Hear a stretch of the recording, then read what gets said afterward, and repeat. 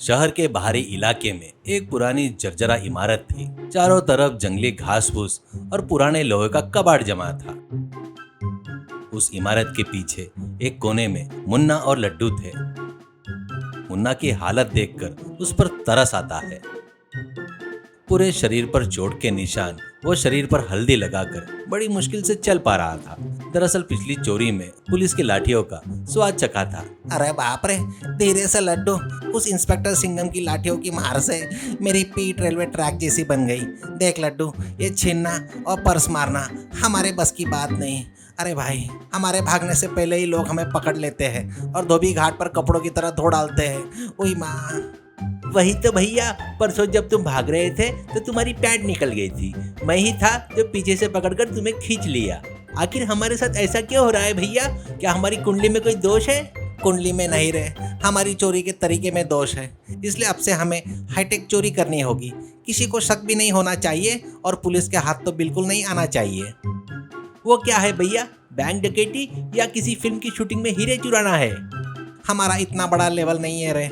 हम जूतों की चोरी करेंगे। अगर कोई नए जूते खरीद कर घर के सामने रखे तो रातों रात उन्हें उड़ा लेंगे।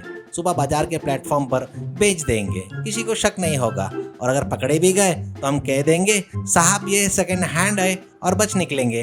भैया मुझे एक डाउट है, अगर हम दाएं पैर का जूता चुरा ले और बाएं पैर का वहीं भूल जाए तो क्या होगा? और अगर कुत्ते हमारे जूते उठा ले जाए तो क्या हम उन पर केस कर देंगे? अरे बेवकूफ, हम दोनों जूते साथ ही उठाकर लेकर आएंगे। अब से हमारा टारगेट शहर के लोग के पैर है। उस दिन से दोनों जूतों की दुकान के सामने खड़े होकर ये देखने लगे कि कौन कौन जूते खरीद रहा है। वे उनका पीछा करते, उनके घरों की पहचान कर लेते।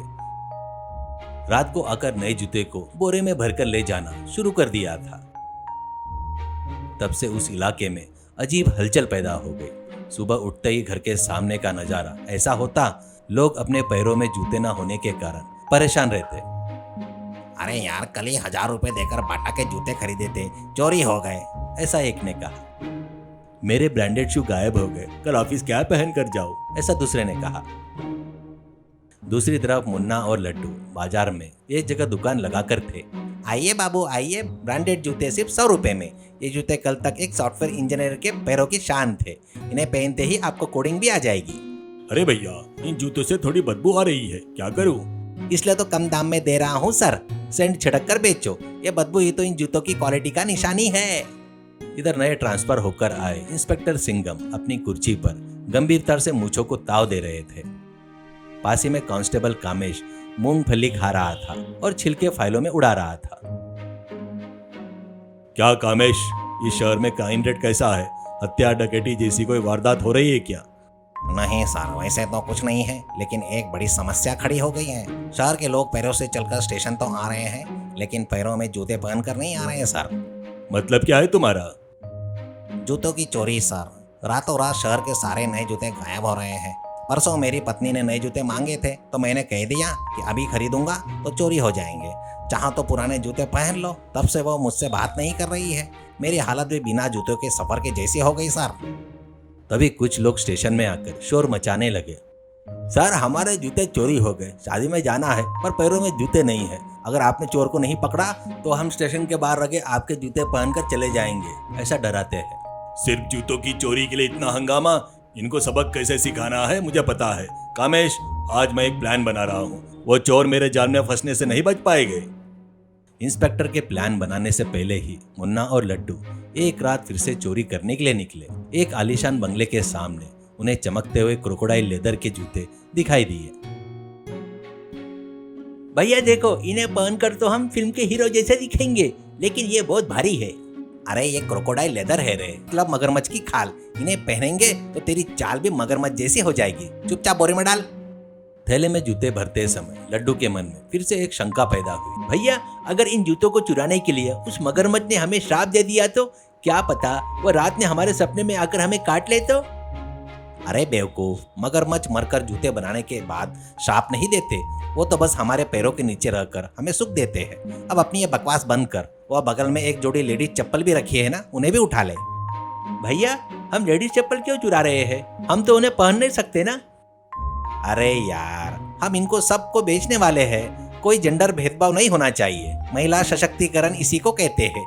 उनकी चप्पलें भी चुराकर हमें बाजार में लगानी चाहिए। इस तरह वे रात में एक बड़ा थैला तरह तरह के जूतों से भरकर अपने ठिकाने पर पहुंचे। शाम को इंस्पेक्टर सिंघम सिविल ड्रेस में एक नामी जूते की दुकान पर गए। उन्होंने बहुत कीमती और चमकते हुए काले जूते खरीदे। धीरे से जूतों के नीचे हिस्से पर एस यानी सिंघम अक्षर कुरेद दिया।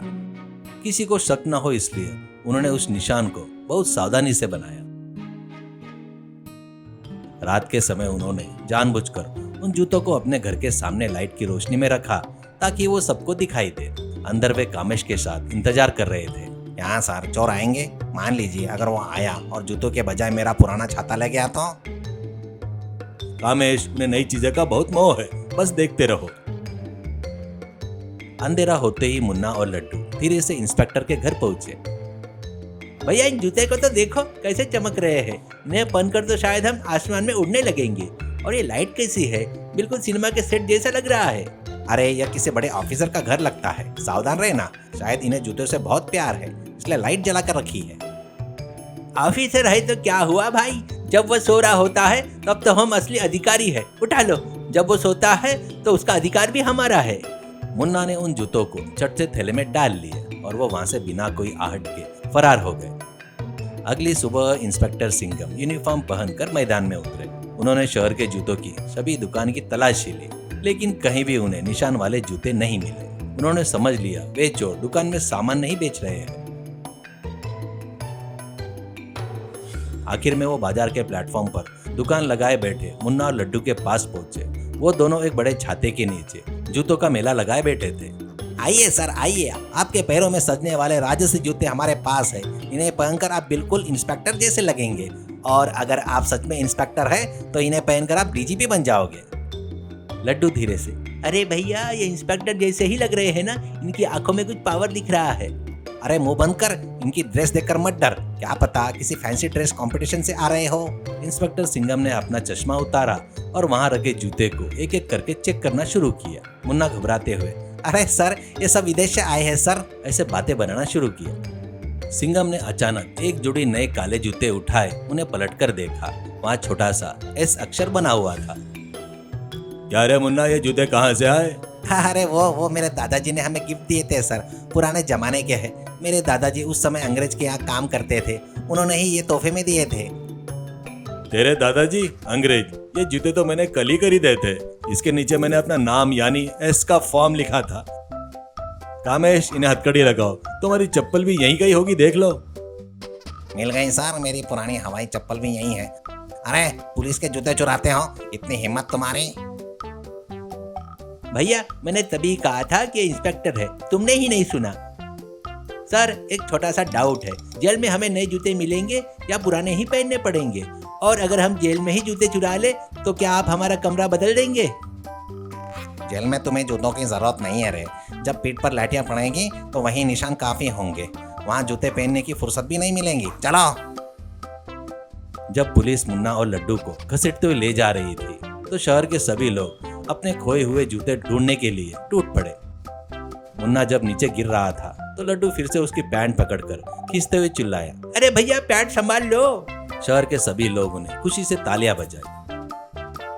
सीख, चोरी छोटी हो या बड़ी हो, सजा जरूर मिलती है। अगर बुद्धिमानी का इस्तेमाल गलत रास्ते पर किया जाए तो अंत में जेल की सलाखें ही मिलती है। अनुशासन के बिना बुद्धिमानी हमेशा खतरनाक होती है।